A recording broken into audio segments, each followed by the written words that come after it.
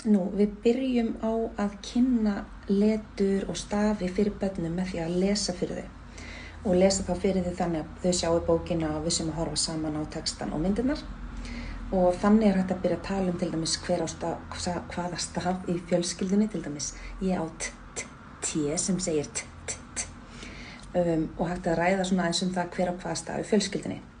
Tengja það síðan mögulega við orð sem við erum að lesa og svona við 4 ára aldurinn þá byrja börn að fá rosalega svona áhuga á stöfum og fara að pæla í þessu svolítið sjálf og það að gera að nota þann áhuga.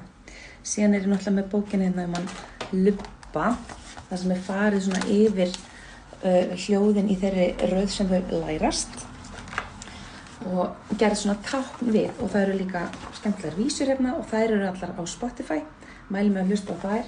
Þessi text ekkert rosalega skemmtilegur og kannski svolítið tyrfinn fyrir yngri börn en það þá hægt að myndi ég mæla með að gera táknin, syngja vísurnar og skoða myndirnar. Ég vinn oftast þannig með þessa bók.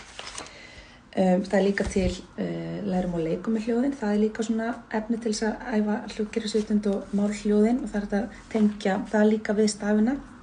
Mikilvægt að tala bara hvað stafurinn segir en ekki hvað hann heitir.